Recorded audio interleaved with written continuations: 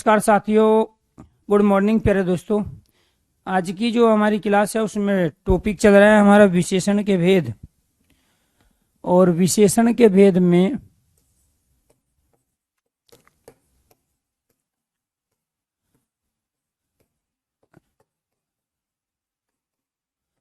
विशेषण के 4 भेद होते हैं। 2 भेद दोस्तों हम कंप्लीट कर लिए हैं। एक तो गुणवाची विशेषण, गुणवाची विशेषण, और दूसरा हमारा है संख्यावाची विशेषण। और संख्यावाची विशेषण 2 प्रकार का होता है, निश्चित संख्यावाची और अनिश्चित संख्यावाची। दोनों ही हमारे कंप्लीट हो गए। आज हमें जो कंप्लीट करना है वो है परिमाणवाची। तीसरा क्या है हमारा? परिमाणवाची विशेषण। परिमाणवाची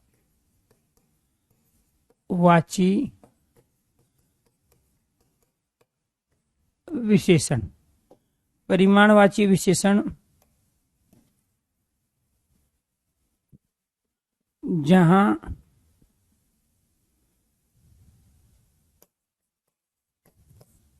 जहां मापा व तोला जा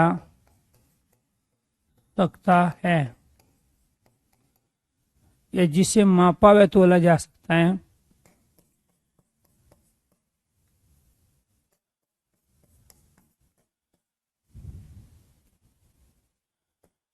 जिसे मापा व तोला जा सकता है तथा विशेष्य की विशेषता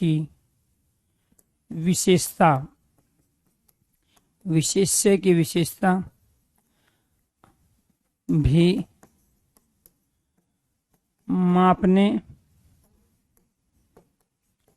मापने व तोलने के आधार पर प्रकट की जाए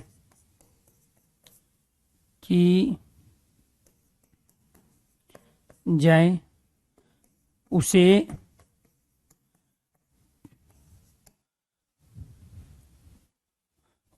परिमाणवाची विशेषण कहते हैं। इसमें काउंटिंग नहीं की जाती। परिमाणवाची विशेषण की परिमाणवाची विशेषण में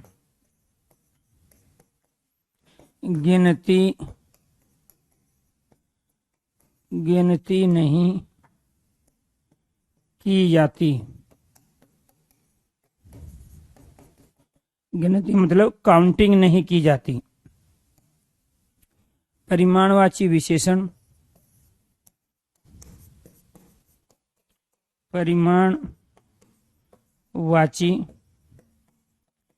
विशेषण 2 प्रकार का होता है। 2 प्रकार का होता है। कौन कौन सा? एक निश्चित परिमाणवाची और दूसरा अनिश्चित परिमाणवाची।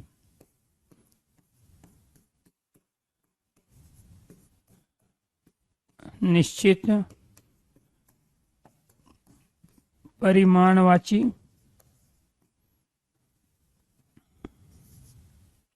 और दूसरा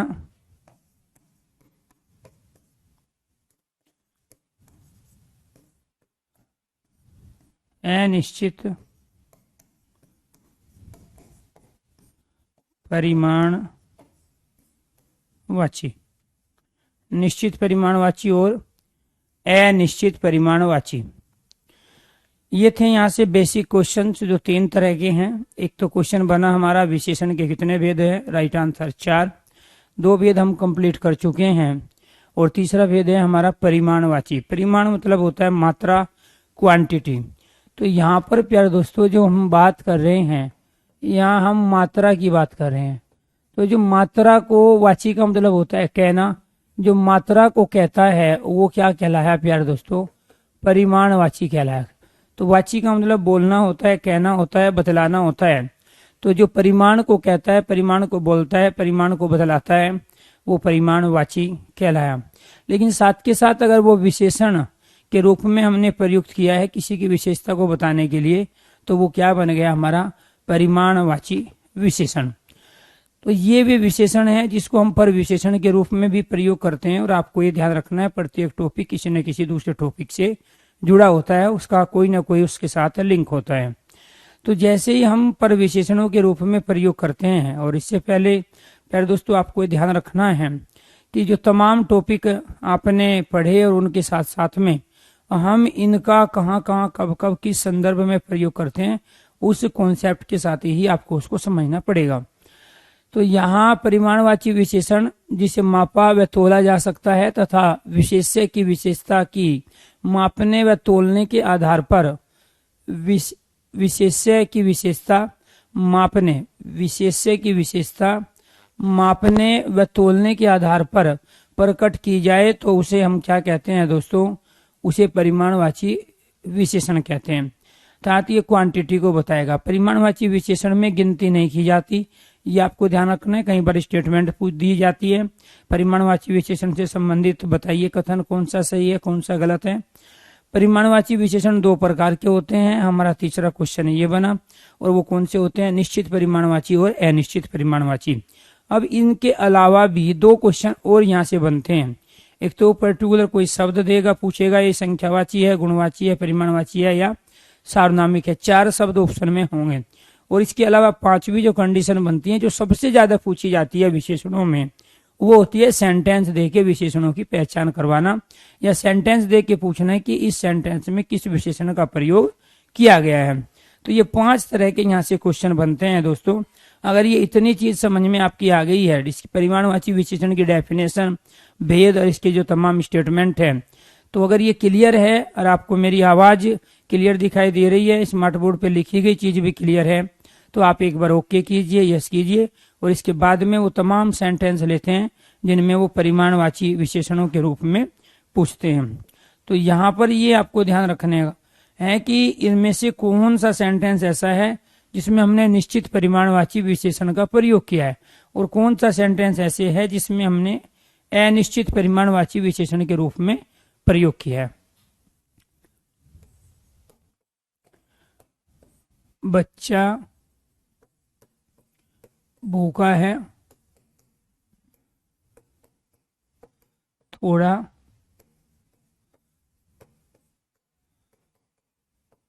दूध चाहिए। अगर आपको लग रहा है ये निश्चित परिमाणवाची हैं तो आप 1 टाइप करेंगे, और अगर आपको लग रहा है ये अनिश्चित परिमाणवाची का सेंटेंस है तो आप 2 टाइप करेंगे। निश्चित परिमाणवाची में 1 और अनिश्चित परिमाणवाची के लिए आपके पास 2 ऑप्शन हैं। बच्चा भूखा है, थोड़ा दूध चाहिए। घर के लिए आज 4 किलो दूध लाना है।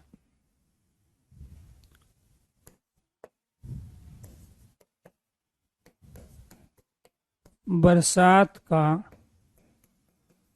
पानी छाती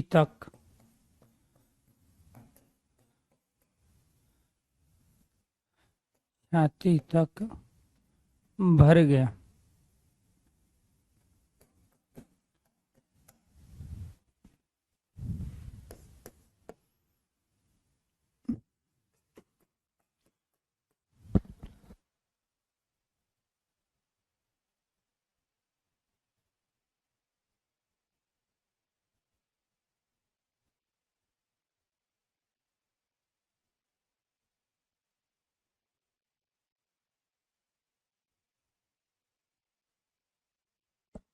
बारात को खिलाने के लिए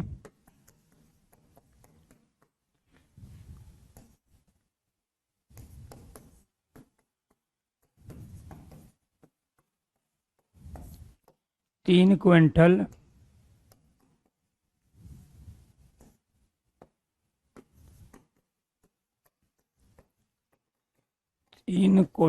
चावल चाहिए।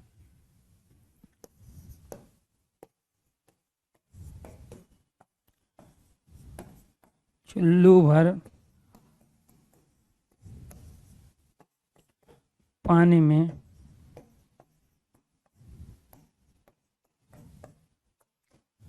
डूब मरो।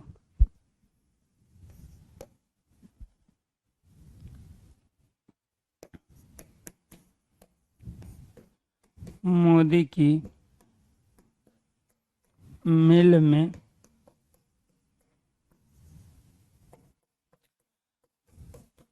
आग लगने पर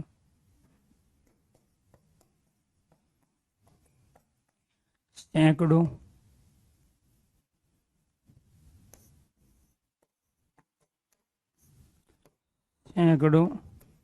मीटर कपड़ा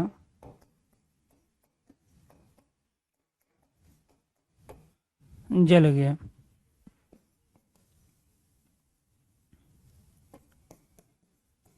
तेल का टैंकर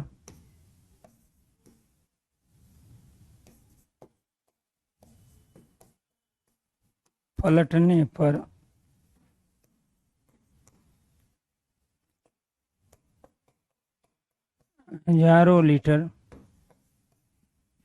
हजारों लीटर तेल सड़क पर बह गया।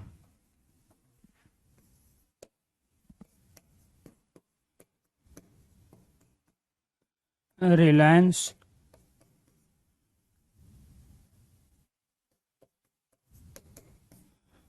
रेस में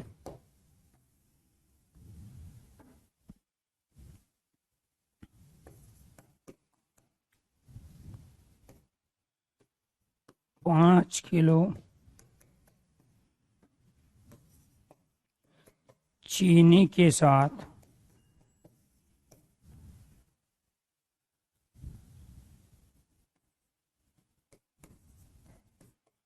250 ग्राम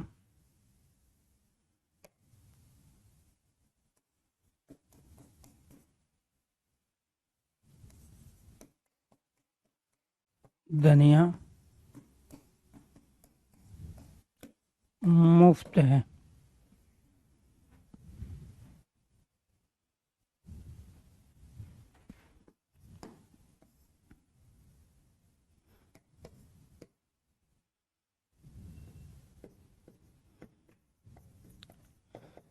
दस किलो, ये नीचे दिखाई दे रहे हैं, 10 किलो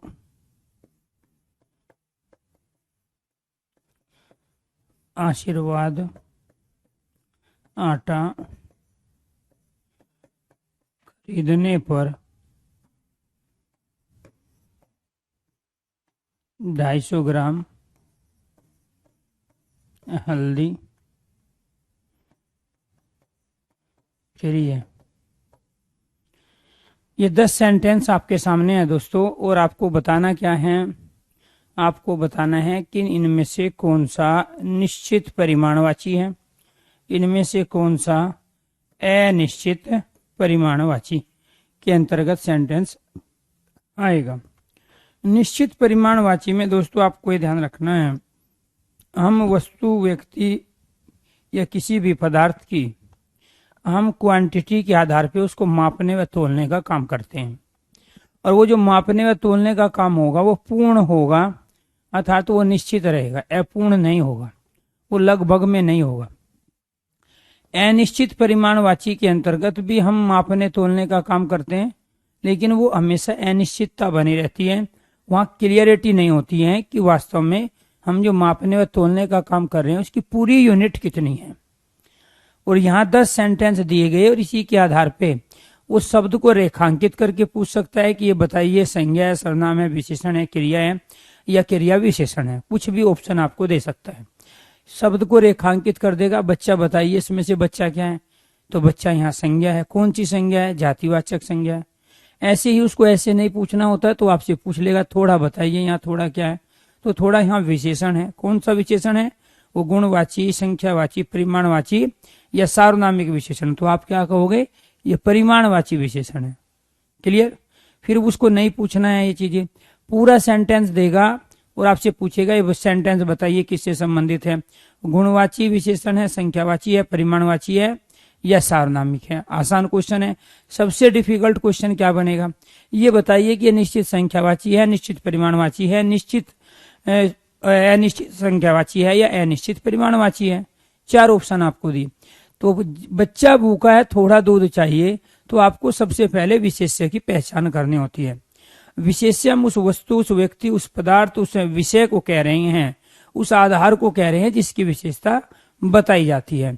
तो यहाँ विशेषता किसकी बताई गई? दूध की बताई गई। और दूध क्या है? यहाँ विशेष्य। तो दूध क्या है? यहाँ थोड़ा है, कम है, ज्यादा है, ये सब क्या कहलाएंगे हमारे। तो यहाँ बच्चा भूखा है, थोड़ा दूध चाहिए।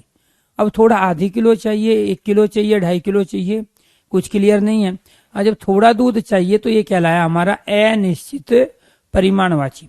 और अनिश्चित परिमाणवाची के लिए हम क्या टाइप करते हैं? 2। घर के लिए आज 4 किलो दूध चाहिए। विशेषता किसकी बताई जा रही है? दूध की। और यहाँ कितने चाहिए? 4 किलो। यहाँ थोड़ा था, अनिश्चित क्लियर नहीं था कितना है। यहाँ 4 किलो की बात कर रहा है, तो 4 किलो जब कह रहा है प्यार दोस्तों तो कहलाया निश्चित परिमाणवाची। क्या कहलाएगा? निश्चित परिमाणवाची कहलाएगा। जब 4 किलो की बात है तो निश्चित परिमाणवाची हुआ। बरसात का पानी छाती तक भर गया। अब यहाँ आपको ध्यान रखना है, पानी कहाँ तक भरा है? छाती तक। क्लियर? अब ये क्लियर नहीं है कि ये आदमी 6 फुट का है, 5 का है, 4 का है, 3 का है, ये बच्चा है, बूढ़ा है, बुजुर्ग, कुछ क्लियर नहीं है। तो यहाँ आपको ध्यान रखना है, जब छाती तक भरा है तो निश्चितता है ही नहीं कि 2 फुट पे, 3 पे या 4 पे। तो ये क्या कहलाया? अनिश्चित परिमाणवाची कहलाया। पानी है, मापने का काम होगा। दूध है, मापने का काम होगा। दूध है, मापने का काम होगा।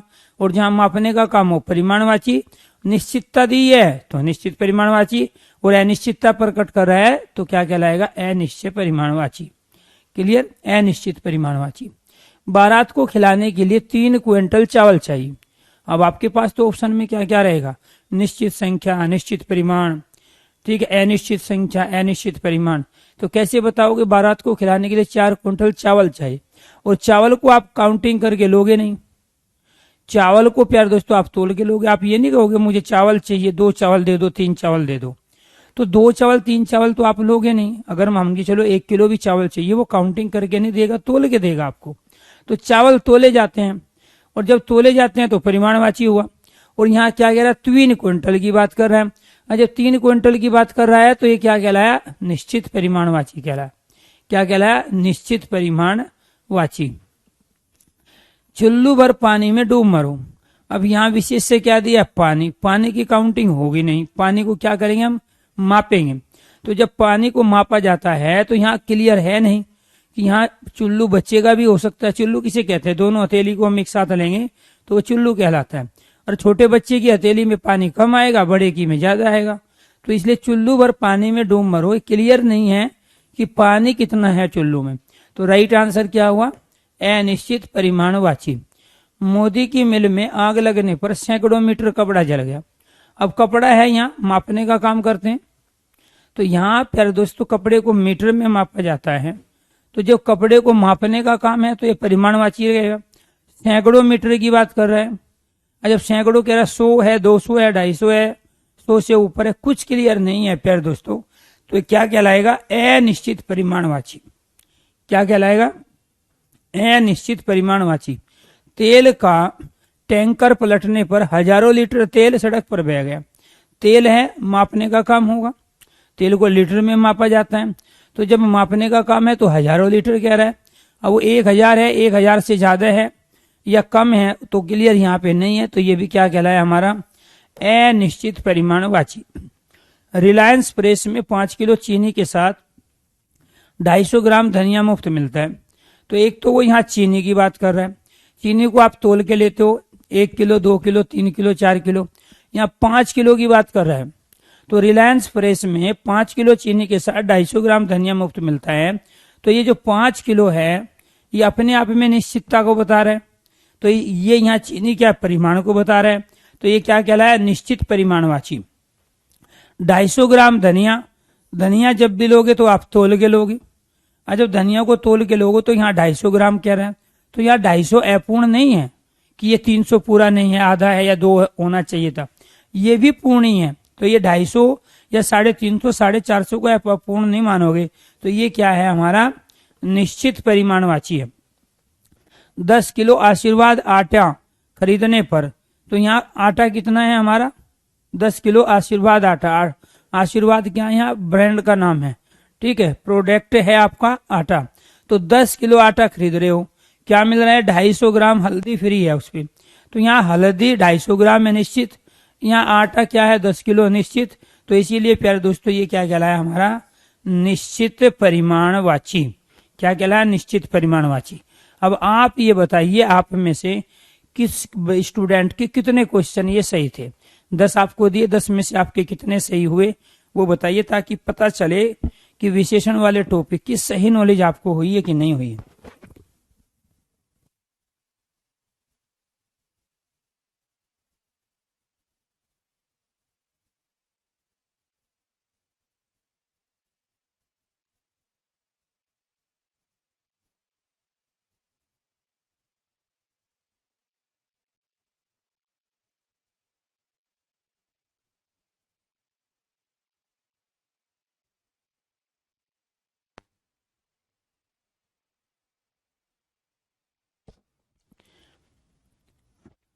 Very good, very good. 7 से नीचे किसी के भी सही नहीं है, तो मिनिमम 7 और ज्यादातर बच्चों के 10 सही है। तो इसका मतलब ये हुआ कि जो हमने परसों क्लास दी थी वो क्लास अभी तक याद है आपको, बहुत अच्छे से समझ में है, तभी आप बता पाओगे। क्योंकि बहुत सारे बच्चे तो इसमें यही गलती करते हैं, तो परिमाण ज्यादातर बच्चे इसमें गलती करते हैं। 3 क्विंटल दिया है, जब 3 क्विंटल दिया है तो संख्या हो गई, ये ध्यान ही नहीं रखेंगे, चावल है। मैंने कहा अगर आपको सारे क्वेश्चन सही करने हैं ना, तो आप विशेष्य को पकड़ो, सबसे पहले विशेष्य पहचानो।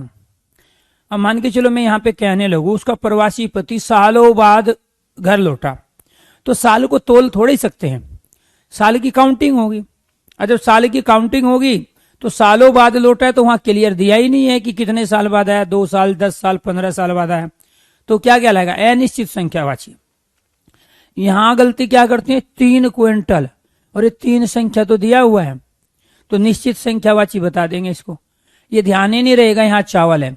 तो दोस्तों मैंने जो यहाँ पे पहचान की, मैं किसके आधार पे पहचान कर रहा हूं कि ये परिमाणवाची या निश्चित है कि अनिश्चित। यहाँ दूध को के आधार पे, दूध यहाँ विशेष्य है, यहाँ दूध विशेष्य है, यहाँ पानी विशेष्य है, यहाँ चावल विशेष्य है, यहाँ पानी विशेष्य है, यहाँ पे यार दोस्तों कपड़ा विशेष्य है। कपड़े को क्या करोगे, गिनोगे, 1 कपड़ा 2 कपड़ा, अरे तोलोगे बेटे, किसमें, वो भी मीटर में मापा जाता है। यहाँ तेल विशेष्य है, यहाँ क्या धनिया और प्यारे दोस्तों चीनी विशेष्य है। तो धनिया और चीनी को हम तोलते हैं, तेल को हम मापते हैं लीटर में, क्लियर। ऐसे यहाँ पे आटा, आटे को हम तोलते हैं, और यहाँ हल्दी, हल्दी को तोल के लेते हैं, गिन के नहीं लेते हैं।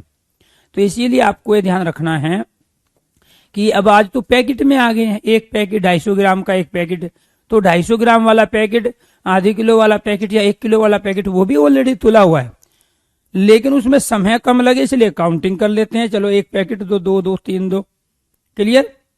लेकिन उसको बताना पड़ेगा वो 250 ग्राम वाला चाहिए, ये 5 किलो वाला आपको पैकेट चाहिए। तो यहाँ ये ध्यान रखना है, ये सारे के सारे हमारे क्या थे प्यारे दोस्तों, परिमाणवाची विशेषण के उदाहरण। अब एक बच गया हमारा, चौथा क्या है हमारा, सार्वनामिक विशेषण। क्या है, सार्वनामिक विशेषण। सार्वनामिक विशेषण की खासियत क्या है,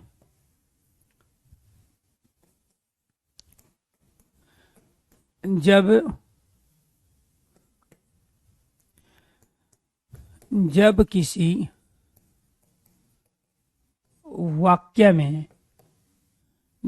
वाक्य में सर्वनाम का प्रयोग विशेषण के रूप में किसी की विशेषता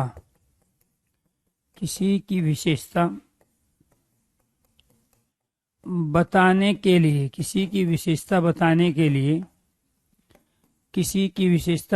के लिए किया जाता है, तो वह सर्वनाम ना होकर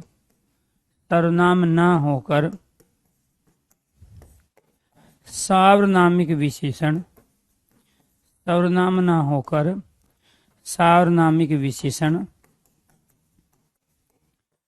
बन जाता है या कहलाता है।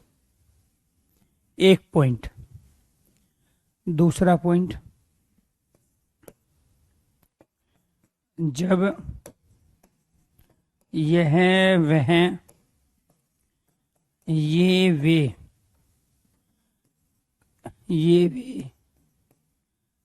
वे आदि सर्वनाम का प्रयोग किसी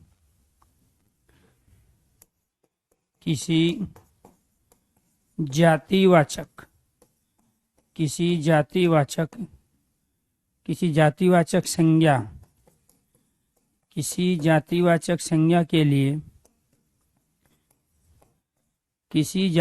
संज्ञा के लिए किया जाए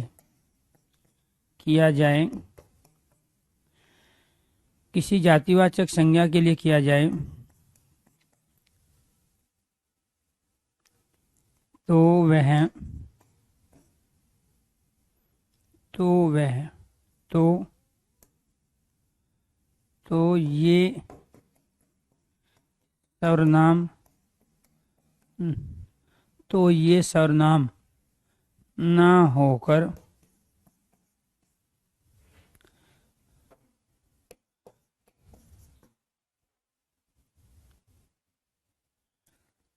जब यह वह ये वे आदि सर्वनाम का प्रयोग किसी जातिवाचक संज्ञा के लिए किया जाए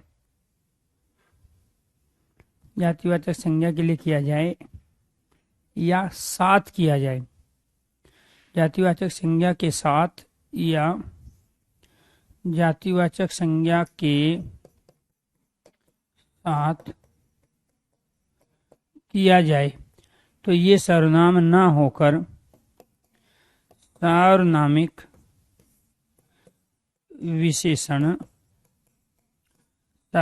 विशेषण कहलाते हैं। ये दो स्टेटमेंट आपको ध्यान रखना है। एक और तीसरी स्टेटमेंट,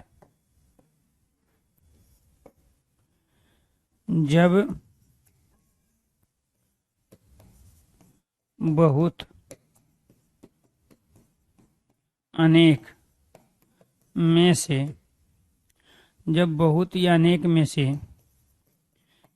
किसी को छांटा जाए या अलग किया जाए तो उसके लिए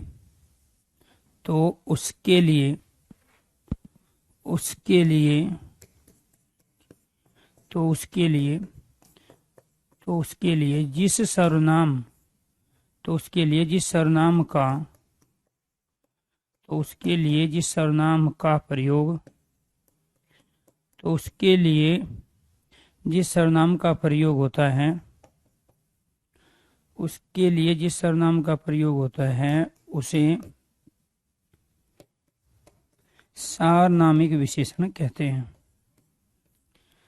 जिस सर्वनाम का प्रयोग होता है उसे सार्वनामिक विशेषण कहते हैं। 3 कंडीशन में से कोई भी एक कंडीशन आप याद रख सकते हो।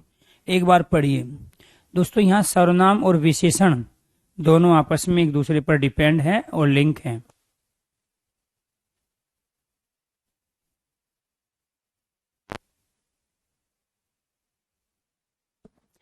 मैंने आपको कई बार कहा कि जो भी हम परिमाणवाची अव्यय का प्रयोग कर रहे थे, थोड़ा, कम, ज्यादा, अधिक, बहुत, न्यून, अल्प, अत्यधिक, सर्वाधिक, तो वो परिमाणवाची अव्यय भी है। क्यों अव्यय है? क्योंकि वो लिंग वचन काल कारक में बदलते नहीं। आप बहुत को बदल नहीं सकते, आप न्यून को आप बदल नहीं सकते किसी लिंग वचन काल कारक में, आप अधिक को किसी लिंग वचन काल कारक में बदल नहीं सकते आप। तो जब न्यून है, अधिक है, बहुत है, ये सब क्या कहलाते हैं? हमारे अव्यय कहलाते हैं, अविकारी कहलाते हैं। और ये है प्यारे दोस्तों हमारे परिमाणवाची अव्यय। इन्हीं शब्दों का प्रयोग हम यहाँ परिमाण को बताने के लिए विशेषण के रूप में भी इस्तेमाल कर रहे थे। और वो बता रहे थे वहां पे अनिश्चित, कम, थोड़ा, ज्यादा, अधिक, ये सब क्या है? अनिश्चित परिमाण को बताने के लिए 2 जगह प्रयोग कर लिया हमने एक ही चीज का। वे ही थोड़े, कम, ज्यादा जब किसी विशेषण की विशेषता को बताते हैं पर विशेषण कहलाते हैं।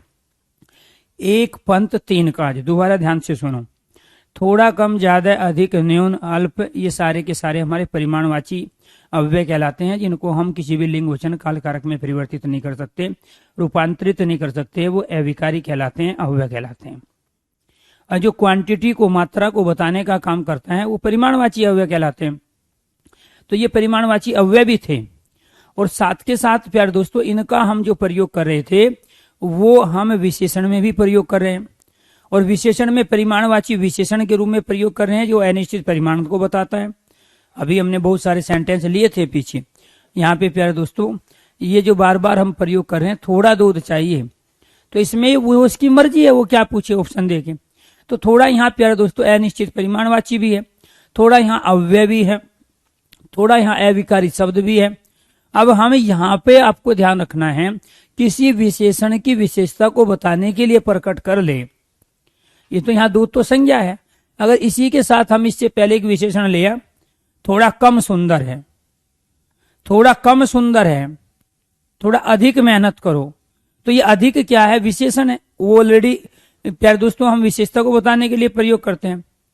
थोड़ा अधिक मेहनत, तो यहाँ मेहनत के लिए थोड़ा और अधिक 2 शब्द प्रयोग हुए, लेकिन इसमें थोड़ा पर विशेषण का काम करेगा।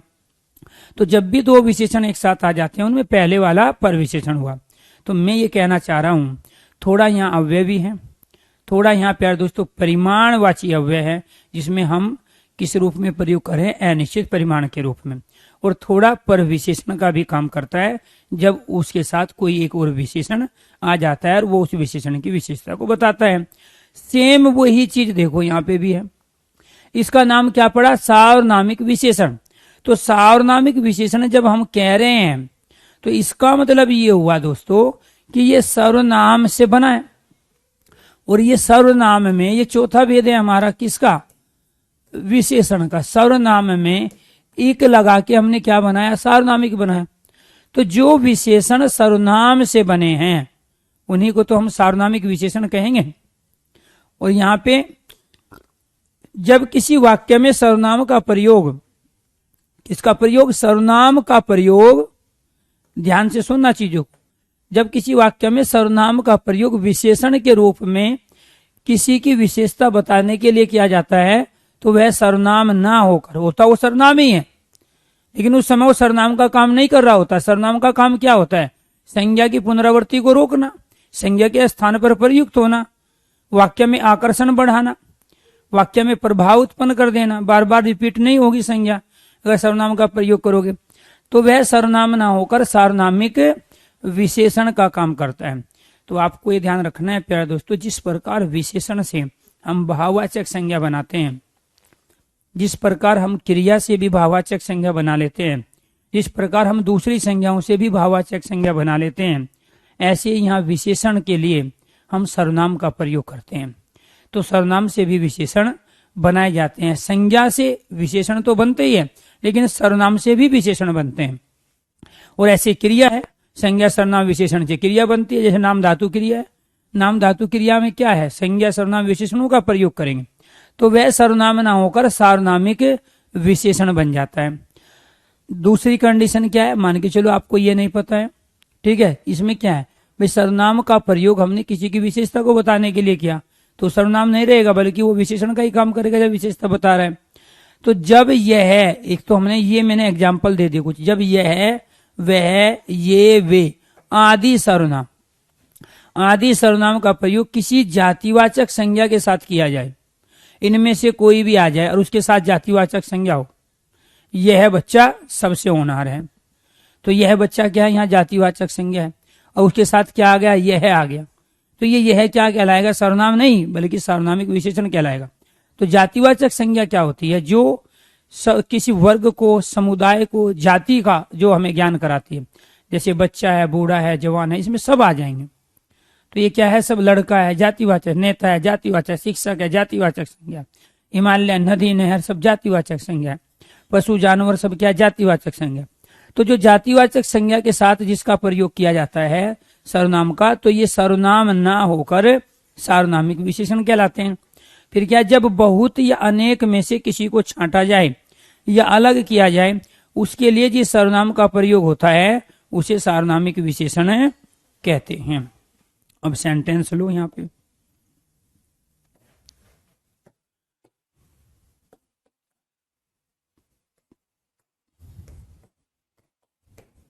यह है बच्चा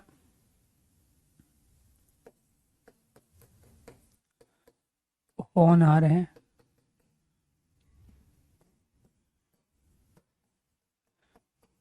वह घोड़ा बहुत तेज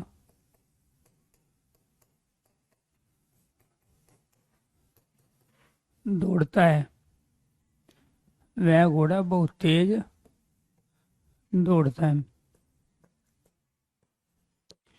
यह गाय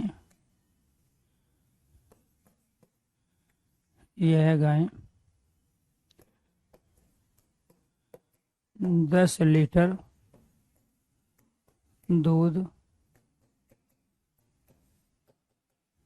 देती है।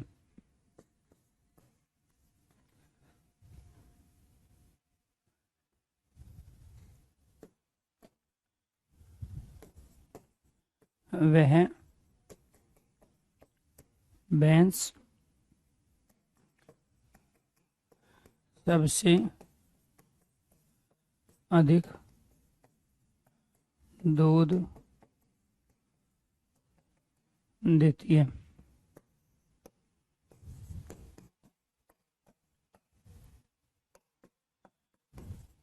ये लड़कियां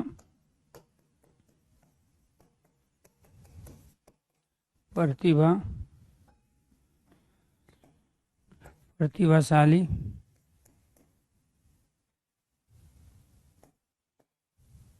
व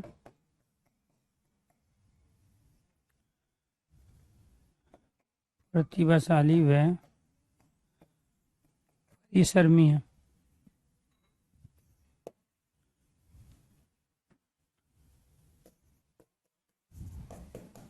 ये छात्र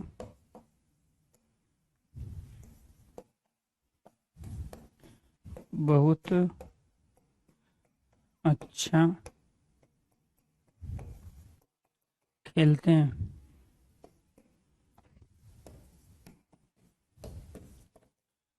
ये लड़का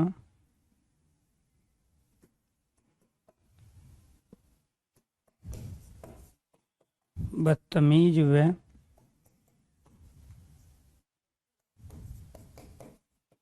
नालायक है।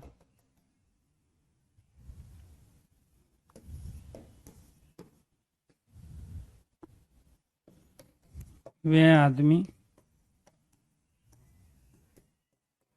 बहुत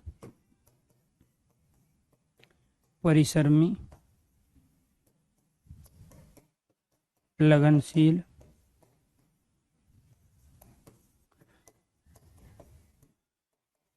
वह ईमानदार है। ये 8 सेंटेंस आपके सामने हैं। अब ये देखो प्यारे दोस्तों, पहचान शॉर्ट ट्रिक क्या है। शॉर्ट ट्रिक ये है कि हमने यहां जो प्रयोग किया है ना दोस्तों, बच्चा जातिवाचक संज्ञा है, घोड़ा जातिवाचक संज्ञा है। क्यों?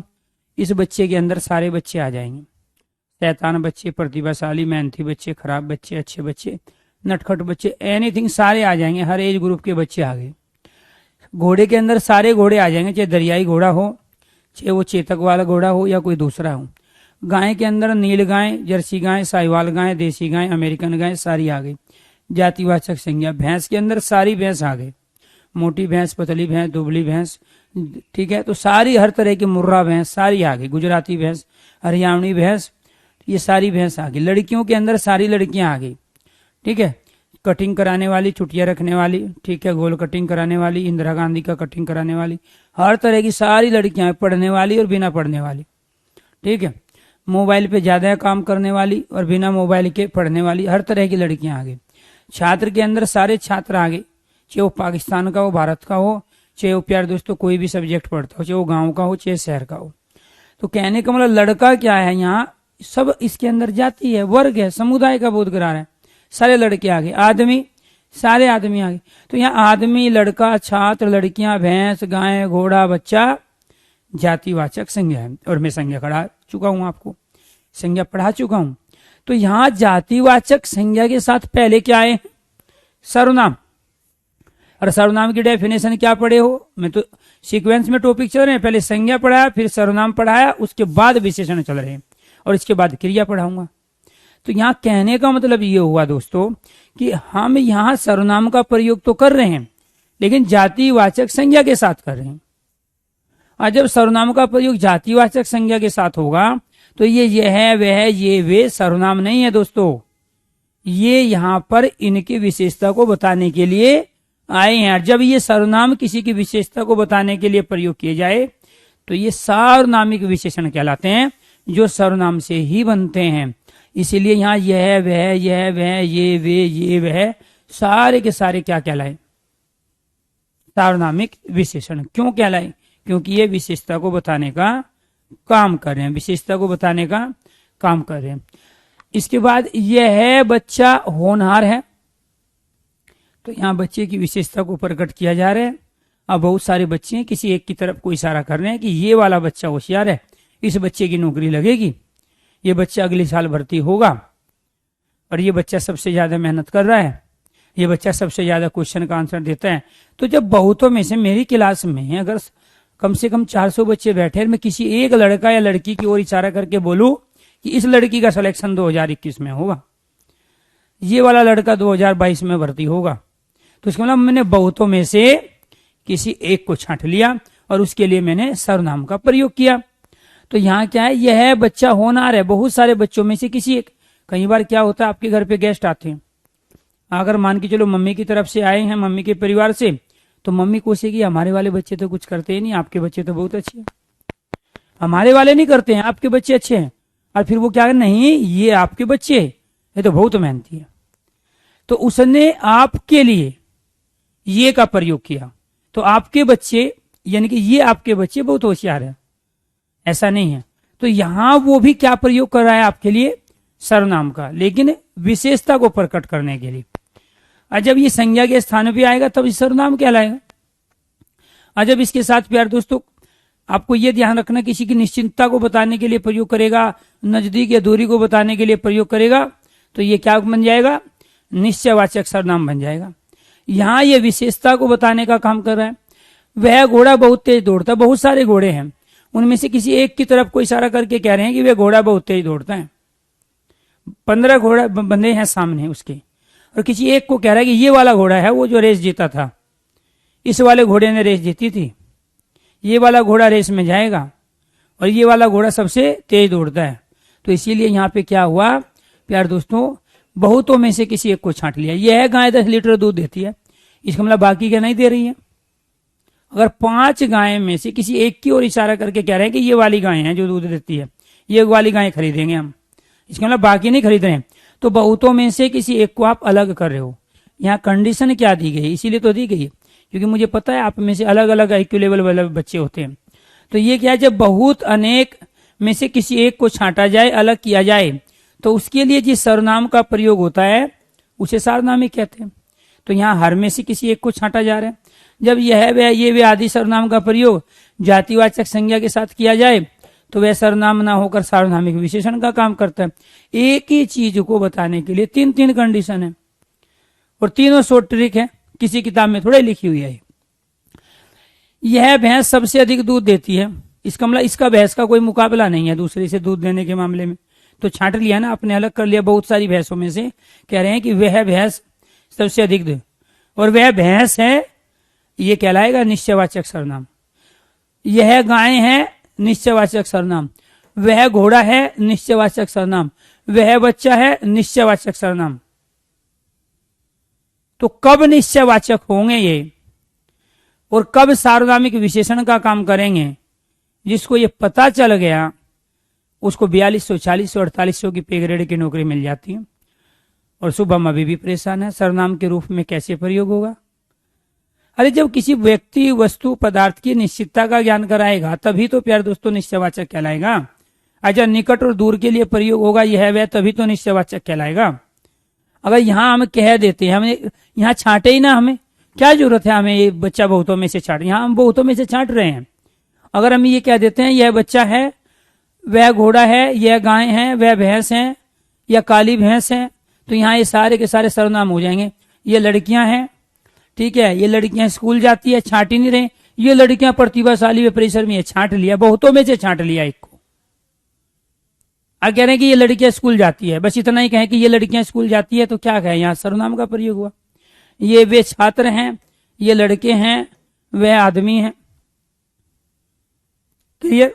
तो लेकिन जब हम बहुतों में से, ढेर में से, अनेकों में से, जैसे कवियों में कालिदास श्रेष्ठ है, तो कवि जातिवाचक संज्ञा हुआ ना, और कालिदास उसमें से किसी एक को छांट रहे हैं। तो जब कवि जातिवाचक हुआ, कालिदास व्यक्तिवाचक हुआ, क्योंकि बहुतों में से एक को छांट लिया। ऐसे इसमें है, जब हम किसी की निश्चितता का ज्ञान कराएंगे कि ये वस्तु फला है या ये पदार्थ ये है, तो वो निश्चयवाचक सर्वनाम होगा।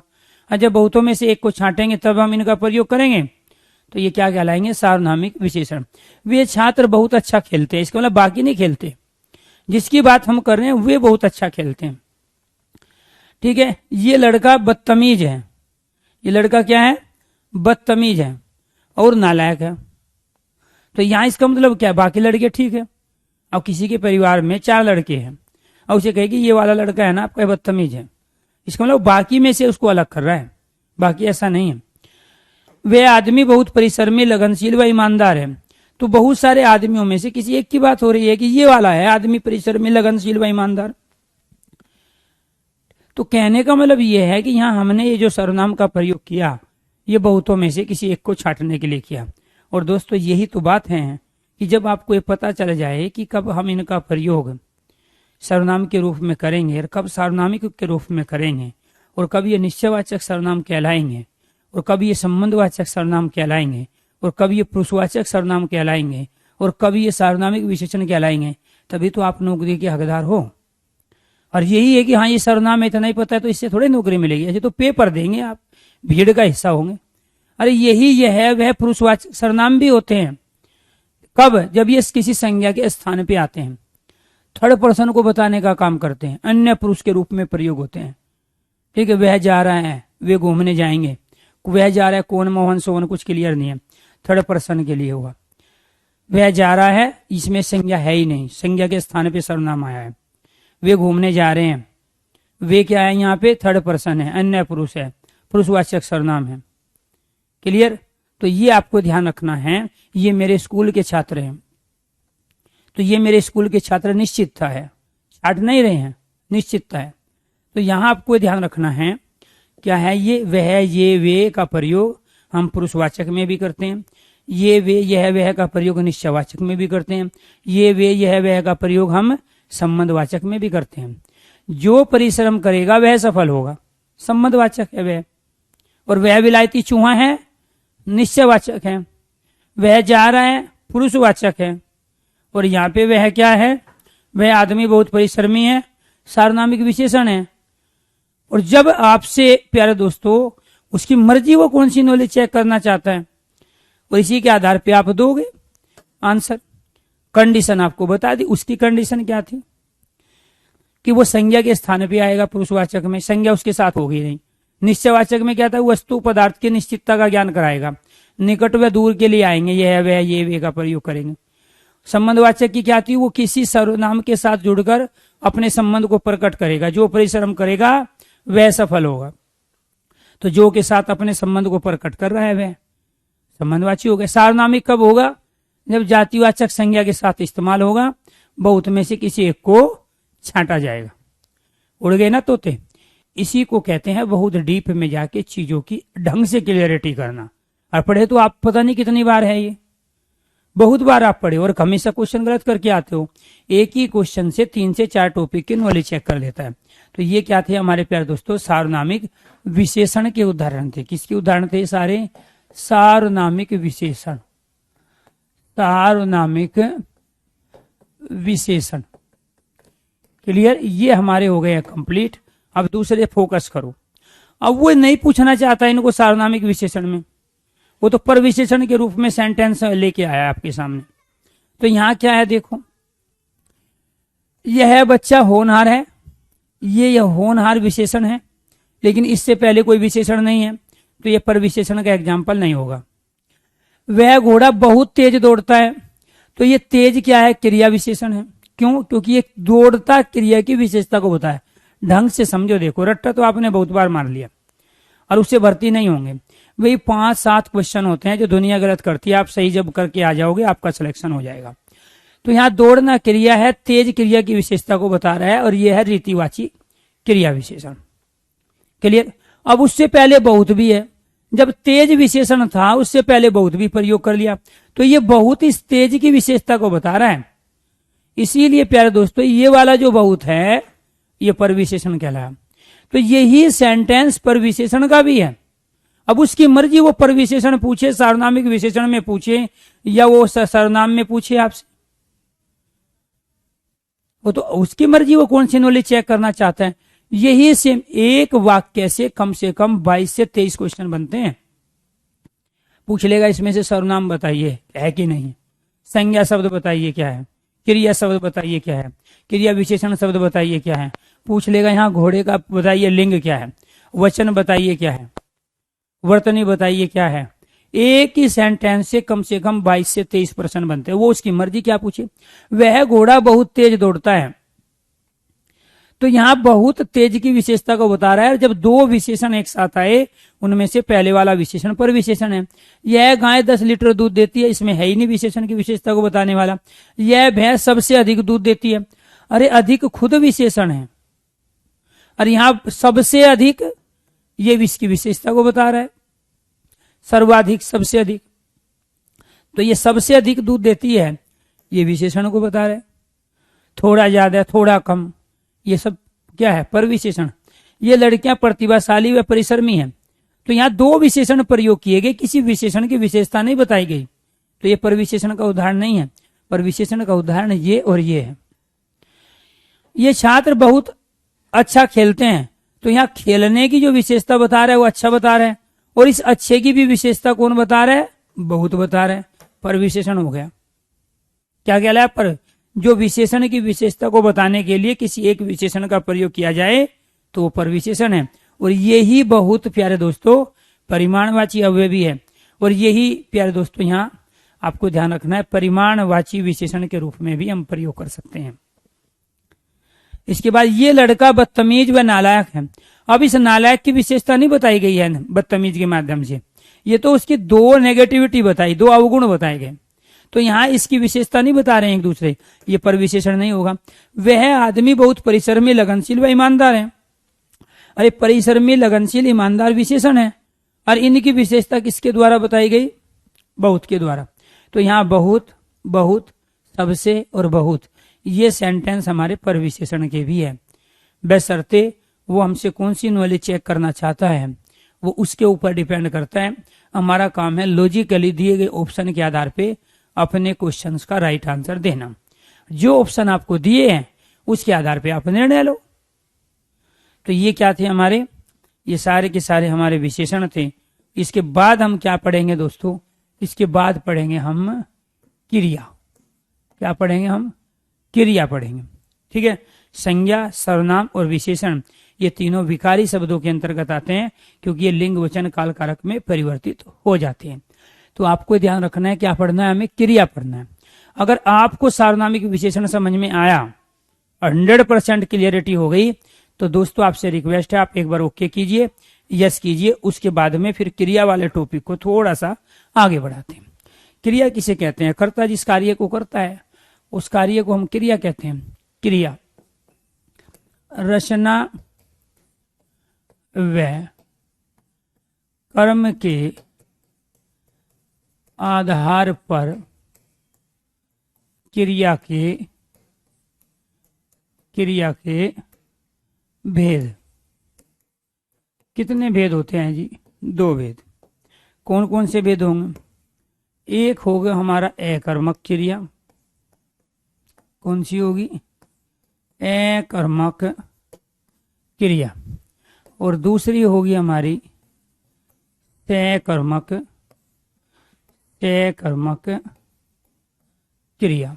एक क्वेश्चन तो हमारा ही बना, पहली बार इतना अच्छा समझ में आया, चलो अच्छी बात है। हाँ, नहीं वीडियो तो सारी अपलोड हैं। हाँ, आपके उसमें प्रॉब्लम होगी, आप ऐप को थोड़ा सा अपडेट करो, और जैसे अपडेट करोगे तो आपके इसमें शो होगी सारी वीडियो। या फिर आपने कुछ खुर्राफात कर दी होगी, आपकी आईडी ब्लॉक हो गई होगी 15 दिन के लिए, फिर वो 15 दिन बाद ओपन होगी। देखो, जब आप बदतमीजी करते हो ना, जो कॉलर टोल जो हमारे आप फोन उठाते हैं, वहाँ कुछ लड़कियां हैं लड़के हैं, ठीक है, मान के चलो आपको कोई समस्या आई, तो हमने एक नंबर दिया हुआ है आपको, 7800 करके नंबर है कैरियर बिल का। तो आपके लिए वहाँ कॉलिंग के लिए ऑलरेडी लड़के और लड़कियां काम कर रहे हैं आपकी समस्याओं को सुनने के लिए। तो कई बार क्या होता है, हाँ वो आपकी शो नहीं हो रही है, बाकी की हो रही है, क्योंकि आपका ही कमेंट है, बाकी का नहीं है। ठीक है, पहले कल की वीडियो नहीं हुई थी, कल क्लास हुई नहीं थी, परसों हुई थी क्लास। ठीक है, तो कल थोड़ा सा इलेक्ट्रिसिटी की प्रॉब्लम थी, यहाँ पे बार बार जो है लाइट जा रही थी, तो उसकी वजह से कल क्लास आपकी ऑफ कराई थी। परसों क्लास हुई थी, परसों वाली अगर शो हो रही है तो फिर ठीक है। ठीक है, चलो जी। तो यहाँ क्या है, रचना व कर्म के आधार पर क्रिया के भेद। जब आप एक ही आईडी से प्यार दोस्तों 2 या 3 बच्चे उसको यूज करते हो, तो ध्यान रखना उस समय आपको समस्याएं हो जाती हैं। और जब बार बार करते हो वार्निंग देने के बावजूद भी, तो आपकी आईडी ब्लॉक हो जाती है ऑटोमेटिक। वो करने नहीं होते, वो सिस्टम ही ऐसा है। तो आपको एक स्टूडेंट को एक ही आईडी पे एक बार सुनना चाहिए।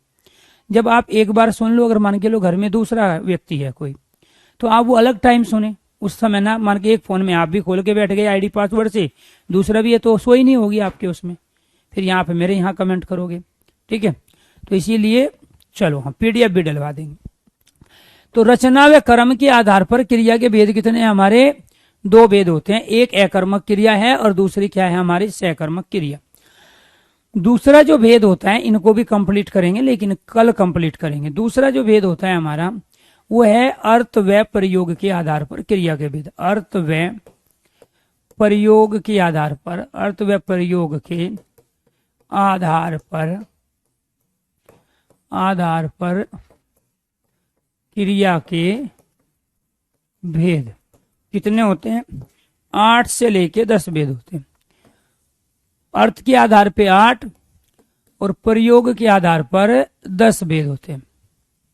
कौन कौन से भेद होंगे, एक भेद होता है हमारा मूल क्रिया। क्या है, मूल क्रिया। इसी मूल क्रिया को हम धातु भी कहते हैं। क्या कहते हैं, धातु। दूसरा होता है सामान्य क्रिया, सामान्य क्रिया। तीसरा होता है साधारण क्रिया। क्या है, साधारण क्रिया। चौथा होता है सहायक क्रिया। क्या है, सहायक क्रिया। और 5वां होता है संयुक्त क्रिया। क्या होता है दोस्तों, संयुक्त क्रिया। इसके बाद 6 पूर्वकालिक क्रिया। पूर्वकालिक क्रिया। इसके बाद द्विकर्मक क्रिया, द्विकर्मक क्रिया। इसके बाद प्रेरणार्थक क्रिया। कौन सी क्रिया? प्रेरणार्थक क्रिया। नाम धातु क्रिया। क्या है? नाम धातु क्रिया। और 10वीं क्या है? क्रियार्थक संज्ञा, क्रियार्थक संज्ञा। तो अर्थ या प्रयोग के आधार पे ये क्रियाओं के भेद भी हम पढ़ेंगे। हाँ बिल्कुल सही बात है। ठीक है, पंकज बोल रहा है सर दूसरे में खुला है, मेरे में बंद हो गया। चलो, तो ये क्या है? अर्थ व प्रयोग के आधार पे क्रिया के भेद हैं। अर्थ के आधार पे 8, प्रयोग के 10 प्रकार की क्रियाएं हम प्रयोग करते हैं। क्रियाओं की अगर हम बात करें तो 500 से ज्यादा क्रियाएं का इस्तेमाल हम करते हैं, लेकिन जब पढ़ाई में व्याकरण की बात करते हैं तो उसमें हम इन 10 प्रकार की क्रियाओं का प्रयोग करेंगे। इनसे तो क्वेश्चन आज की डेट में थोड़ा कम ही पूछे जा रहे हैं, और जो पूछे जाते हैं तो संयुक्त क्रिया का आता है, लेकिन ये बार बार पूछे जा रहे हैं। जब भी क्रिया का क्वेश्चन आता है तो 95% में ये और 5% में ये। तो पूर्वकालिक क्रिया, द्विकर्मक, प्रेरणार्थक, नाम धातु क्रिया, क्रियार्थक संज्ञा क्या है, इसके बारे में कल डिटेल से हम चर्चा करेंगे। लेकिन यहाँ बेसिक क्वेश्चन थे कि अर्थ व प्रयोग के आधार पर क्रिया के कितने भेद होते हैं? 8 से लेके 10। और दूसरा क्या था? रचना व कर्म के आधार पर क्रिया के कितने भेद होते हैं? 2, अकर्मक क्रिया और सकर्मक क्रिया। ये भी क्वेश्चन बहुत ज्यादा रिपीट होता है, बहुत ज्यादा आता है कर्मक और सकर्मक क्रिया। प्यारे दोस्तों, आपको ये ध्यान रखना है, हम विकारी शब्द पढ़ रहे हैं और विकारी में संज्ञा, सर्वनाम, विशेषण हम कंप्लीट कर चुके हैं। क्रिया हमने विकारी में आज स्टार्ट कर दिया। दूसरा अविकारी शब्द होते हैं जिनको हम अव्यय और निपात के रूप में जानते हैं। वो भी 4 प्रकार के होते हैं: क्रिया, विशेषण, अव्यय, संबंध बोधक, समुच्चय बोधक और विषम्य बोधक अव्यय और निपात। इस क्लास के बाद, कल वाली क्लास के बाद हम उसको करेंगे, अव्यय और निपात को। आपको एक चीज और ध्यान रखनी है, जितने भी तमाम स्टूडेंट हैं, आप में से बहुत सारे स्टूडेंट ऐसे हैं जो रेगुलर प्रैक्टिस नहीं कर रहे हैं, जिनके जो टॉपिक हो चुके हैं उनकी प्रैक्टिस में करा रहा हूं शाम को 9:30 बजे।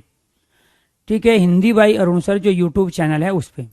वो सारे हमारे कैरियरविल के ही बच्चे हैं, उसमें कुछ बहुत सारे नए बच्चे भी हैं जो दूसरी जगह पढ़ते हैं। अब जो टॉपिक हमने कर लिया, हमने तो बहुत सारे एग्जाम्पल लिए। मान के चलो मैं यहाँ सर्वनाम की बात, सार्वनामिक विशेषण की बात करूं तो आपको कितने एग्जाम्पल दिए? 8 एग्जाम्पल दिए। प्रैक्टिस करने की आवश्यकता नहीं है। जब हमने एक ही टॉपिक को बताने के लिए छोटे से टॉपिक को लिए, जितनी जगह थी बोर्ड पे हमने सारा भर दिया। इससे पहले हमने क्या किया? आपको प्यारे दोस्तों इसकी कंडीशन बताई, बोर्ड भर गया। फिर हमने क्या किया? क्या बताना था आपको? आपको बताना था परिमाणवाची विशेषण। तो यहाँ परिमाणवाची विशेषण के अंतर्गत हमने 10 सेंटेंस लिए। प्रैक्टिस अलग से करने की आवश्यकता नहीं है, बशर्ते आपका आईक्यू लेवल अच्छा है, आपने पहले से बहुत सारी चीजों को अचीव किया। जो मैं समझा रहा हूँ वो 100% आपके पास गया। लेकिन भर्ती होने के लिए इतना ही काफी नहीं होता। भर्ती होने के लिए अभ्यास में निरंतरता जरूरी है। आज शाम को 9:30 बजे से लेके 10:30 तक 1 घंटे की क्लास होती है। कई बार 30 से 40 मिनट में हमारे 50 क्वेश्चन हो जाते हैं। मैं टॉपिक वाइज 50 क्वेश्चन कराता हूँ। और मैंने कल बीच में ब्रेक लिया था, ठीक है, क्योंकि समय ही नहीं मिलता था। सुबह 7:30 बजे आपके सामने हूँ और रात को 10:30 बजे तक, और कंटिन्यू क्लासें हैं। बीच में 15-20 मिनट का गैप होता है। तो जिन्होंने हिंदी बाई अरुण सर जो चैनल है वो सब्सक्राइब नहीं किया, वो सब्सक्राइब कीजिए। और 9:30 बजे लाइव रह के आप क्रिया वाले तमाम तरह के क्वेश्चन की वैरायटी को पहचानिए। अब आपको मजा क्या आएगा कि जो जो टॉपिक आपके हो रहे हैं वहां आपको प्रैक्टिस मिल रही है। दिन में टॉपिक पढ़ाएंगे, शाम को प्रैक्टिस होगी, आपको और ज्यादा क्लियरिटी होगी। तो आप में से कितने ऐसे स्टूडेंट हैं जिन्होंने अब तक उस चैनल को सब्सक्राइब नहीं किया है, या वहां पे आप क्लास नहीं लेते हैं? लाइव या रिकॉर्डिंग कुछ भी है, लेकिन वो लेना जरूरी है। क्यों? क्योंकि उसमें अलग अलग वेराइटी के क्वेश्चन होते हैं। तमाम परीक्षाओं में पूछे गए क्वेश्चन होते हैं, तमाम परीक्षाओं में आने वाले क्वेश्चन है। जिन्होंने लिया है वो यस करे, और जिन्होंने अब तक वहां से क्लास से अटेंड नहीं की है वो नो करे, ताकि एक बार पता तो चले। जी जी, कितने स्टूडेंट ऐसे हैं जो Hindi by Arun sir YouTube channel, जिसमें 9:30 से 10:30 बजे क्लास होती है। अच्छा, अभी बहुत सारे स्टूडेंट हैं। चलो जी, अब देखो यही तो दिक्कत है। अभी मैं रोज रोज तो ये चीजें बताऊंगा नहीं, मैंने एक बार पहले भी आपसे चर्चा की थी। तो आज ही उस चैनल को आप सब्सक्राइब कीजिए, हिंदी बाई अरुण सर। क्या डालना है यूट्यूब पे, हिंदी बाई अरुण सर। आपको वहां टॉपिक वाइज प्रैक्टिस चल रही है। अभी विजयी भाव सीरीज है, उसके अंदर हमारे संज्ञा हो चुके हैं, सर्वनाम हो चुके हैं, विशेषण हो चुका है, कल क्रिया विशेषण अव्यय हुआ है, आज क्रिया होगा। तो जिन्होंने नहीं किए वो क्लासे जरूर सुने। अगर आपको संज्ञा सर्वनाम की विशेषण की प्रैक्टिस करना है तो प्लीज रिक्वेस्ट है आपसे, अभी जो क्लासे हुई है संज्ञा सर्वनाम विशेषण की, वहां से आपको वे क्लास जरूर अटेंड करनी है। उसका फायदा क्या होगा, हर तरह के क्वेश्चन की वैरायटी, उससे बाहर क्वेश्चन नहीं जाएगा। और वहां में ज्यादा पहले नहीं, अभी वो 3 महीने पुराना ही चैनल है और उस पर लगभग 1.5 लाख बच्चे इन्वॉल्व हो गए हैं 3 महीने के अंदर। और वो सारे वही बच्चे हैं जिनको अभी एग्जाम देना है, जो सामने दिसंबर, जनवरी और प्यार दोस्तों नवंबर में जो एग्जाम है, वो सारे बच्चे हैं। तो वही सारे एक्टिव लर्नर है। ठीक है। हाँ, सिलेक्शन दरबार टीचिंग वाले बच्चों का चैनल है। सिलेक्शन दरबार केवल टीचिंग वालों को, वहाँ टीचिंग वाले जो बच्चे हैं जिनको तैयारी करनी है, हिंदी अगर आपको पढ़नी है तो हिंदी बाई अरुण सर, इसीलिए नाम इसका रखा गया हिंदी बाई अरुण सर। तो हिंदी के दम पे आपको अगर सिलेक्शन लेना है तो हिंदी बाई अरुण सर है। क्लियर। तो Hindi by Arun sir channel पर अब तक क्या क्या करा है उसको भी बता देता हूं। जब आप फ्री हो, दिवाली की छुट्टी रहेगी आपकी, ठीक है, तो करीब 3 तारीख से लेके 7 तारीख तक आपकी छुट्टी रहेगी कंटिन्यू। उस समय जब भी मौका मिले आप ये तमाम वीडियो जो मैं बना चुका हूँ, मैराथन क्लासें हैं, हर से उसमें चाहे लिटरेचर है, कवि लेखक हैं, भाषा बोली उपबोली हैं, प्रसिद्ध पुरस्कार हैं, वे सारी जो चीजें हैं प्यारे दोस्तों उसमें ऑलरेडी हैं। क्वेश्चन का लेवल है, स्टैंडर्ड है, और ऑनलाइन और ऑफलाइन तमाम तरह के जो क्वेश्चन है उसमें रणनीति है। हम मान के चलो आप में से कोई बच्चा यूपीएसआई देना चाहता है तो यूपीएसआई की 2 रणनीति की क्लास बना चुका हूँ। जिस दिन सुन लोगे ना सही से, आपके प्यारे दोस्तों ब्रेन के सारे फोल्डर खुल जाएंगे आपके कि तैयारी कैसे करनी है। एसएससी जीडी की तैयारी करें तो एसएससी जीडी की रणनीति सुनो। सबसे पहले टॉपिक सुनने से ज्यादा जरूरी है कि आप स्पीडोमीटर लगाइए, थोड़ा सा उसको फास्ट कीजिए और आप उस रणनीति को सुन जाइए। आपके काम की चीज है, मैं बता रहा हूं, पढ़ने से ज्यादा जरूरी है कि हमें कैसे पढ़ना है वो जरूर आना चाहिए। हमें क्या पढ़ना है, क्या हमारा सिलेबस है, क्या सिलेबस नहीं है, कौन सी बुक पढ़नी है, मैंने खुले बताया। देखो मैं हूं एकदम प्यारे दोस्तों सपाट आदमी, न मन में कुछ रखता हूं, जो कहता हूं वो करता हूं। अगर आप उन चीजों से फायदा उठा लोगे तो आपका काम हो जाएगा आसान और बड़ी ही सहज तरीके से सिलेबस को छोटा करके आप उसी मैटर से पढ़ोगे जो आपके काम का है। क्योंकि सिलेबस में वेरिएशन आया है ऑनलाइन से ऑफलाइन, ठीक है, ये आपको ध्यान रखना।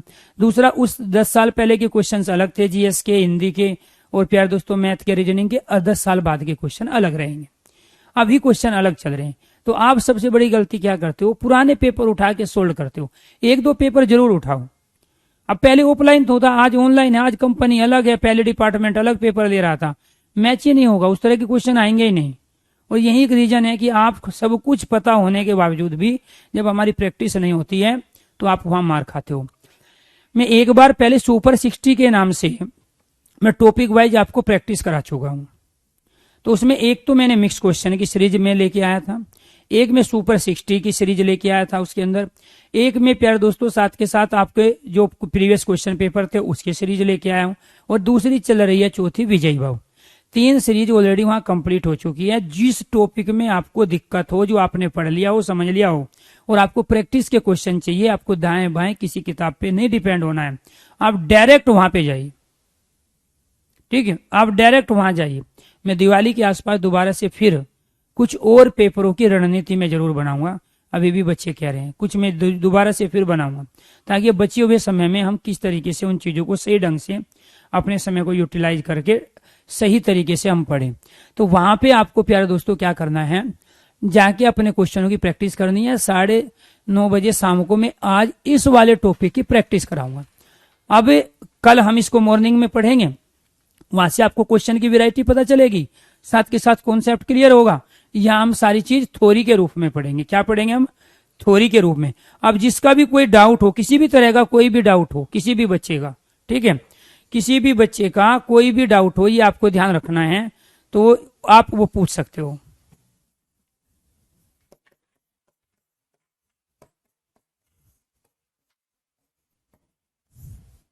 चलो जी, किसी भी तरह का कोई भी अगर डाउट किसी भी बच्चे का है तो आप वो फटाफट पूछिए, उसके बाद में मैं फिर कर लूंगा। हाँ, यूपी कांस्टेबल पे मैं सिलेक्शन, ये क्या नाम है, कैरियर विल पे अभी परसों मैं वीडियो बनाया था सुबह शाम को 7 बजे। तो उसमें सारा बताया कि कौन फार्म भर सकता है, क्या एज रहेगी, कौन कौन से वहाँ पे विषय आते हैं, कितने मार्क्स के क्वेश्चंस आते हैं किस सब्जेक्ट के, और किसका कितना रोल है। लेकिन इसके लिए क्या आपको पढ़ना है, कैसे पढ़ना है, एक क्लास में और लूंगा यूपी कांस्टेबल के, ठीक है जी। तो यूपी कांस्टेबल के अगर कुछ बच्चे हैं, अपने आप को फिट रखो, तरोताजा रखो और पढ़ाई में इन्वॉल्व हो जाओ, क्योंकि भर्ती आएगी। पेपर हो नहीं हो वो अलग बात है, भर्ती 100% आएगी।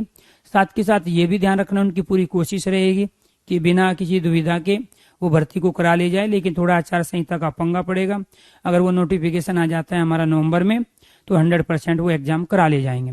लेकिन अगर नोटिफिकेशन नवंबर से थोड़ा भी लेट होता है तो एग्जाम नहीं होगा, क्योंकि बीच में इलेक्शन है।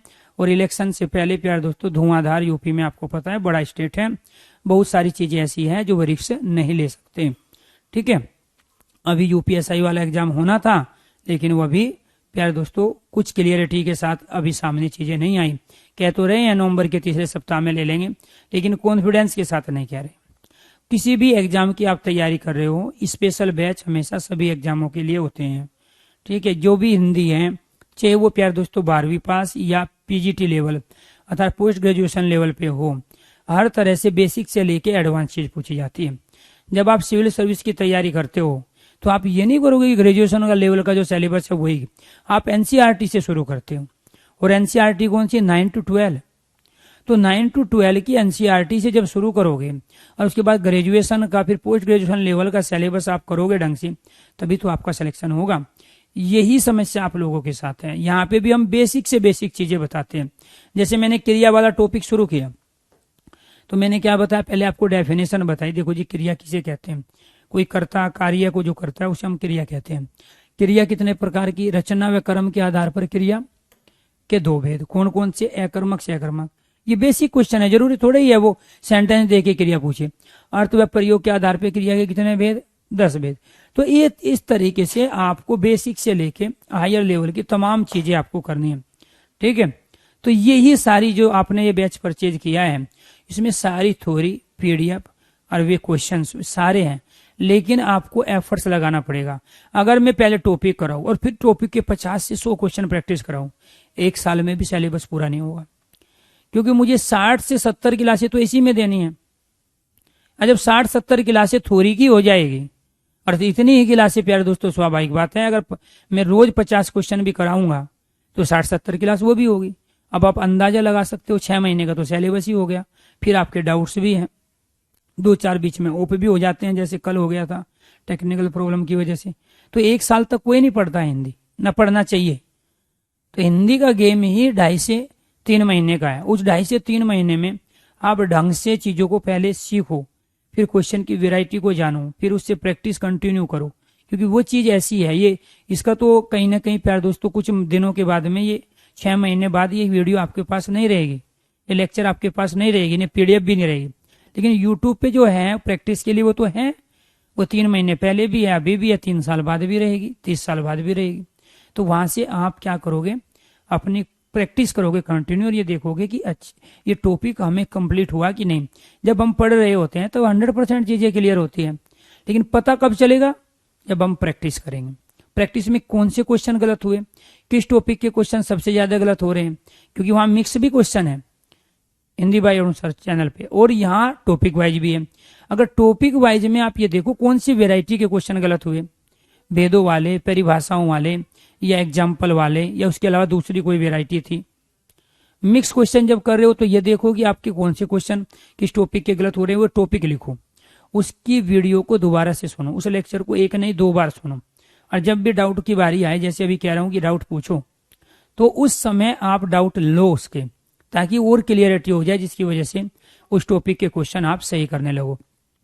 समस्या क्या होती है, मान के चलो आपने 50 क्वेश्चन किए, आपके 40 सही हो गए, 10 गलत, आप कूदने लगते हो, फुदकने लगते हो, मेरे तो 40 सही है। अरे बात बेटे आगे के 10 की है, 40 तो दुनिया सही करेगी, सिलेक्शन तो उसका होगा ना वो आगे के जो 10 सही करेगा।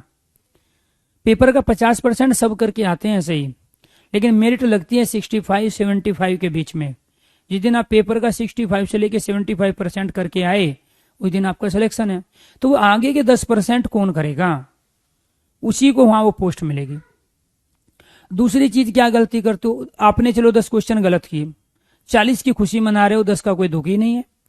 और दूसरी गलती ये करते हो कि वे 10 कौन से क्वेश्चन थे, किस टॉपिक के क्वेश्चन थे वो 10, वो संज्ञा के थे, सर्वनाम के थे, विशेषण के थे, क्रिया के थे, अव्यय के थे, निपात के थे, लिंग वचन के थे, विलोम शब्द, पर्यायवाची, एकार्थी, अनेकार्थी के थे, रस छंद अलंकार के क्वेश्चन थे, भाषा बोली बोली के क्वेश्चन थे, हिंदी लिटरेचर के क्वेश्चन थे, पुरस्कार पत्र पत्रिकाओं के क्वेश्चन थे। आप उनको अपने नोटबुक पे साइड में लिखो टॉपिक को कि ये क्वेश्चन मैं बार बार गलत कर रहा हूं इस टॉपिक का, और उसको फिर ढंग से आपको सुनना है और अपनी क्लियरिटी के साथ उन चीजों को आगे बढ़ाना है। आज के लिए इतना ही। सभी दोस्तों को नमस्कार। कल मिलते हैं प्यारे दोस्तों क्रिया वाले टॉपिक के साथ।